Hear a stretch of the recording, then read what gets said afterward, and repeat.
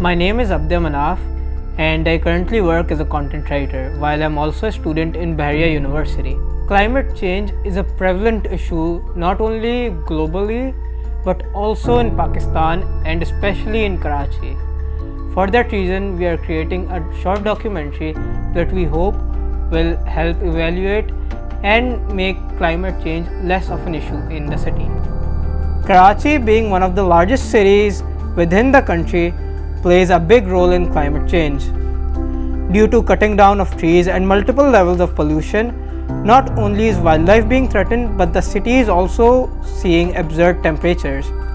For example, the 2015 heat waves claimed at least 1,200 lives with the highest recorded temperature of 49 degrees Celsius. The city is close to the Indus Delta, where the Indus River flows into the Arabian Sea. The following is not only threatening the stability of the ecosystem, but it can also cause land erosion and increases chances of temporary and permanent flooding within the city. These chances of flooding pose as a threat to mangrove trees, which are an undeniable resource to Karachi. Moreover, the amount of area covered by mangrove trees throughout Pakistan from 1945 was expected to be 400,000 hectares, but it has been reduced to 70,000 hectares now. Almost 205 acres of mangrove trees have been raised to build several coal-fired plants thanks to industrialization. Mangrove trees aren't the only ones in danger due to industrialization. The urban forests are as well. One of the most effective ways to counter climate change that has been affecting Pakistan since the early 1980s is to plant more trees.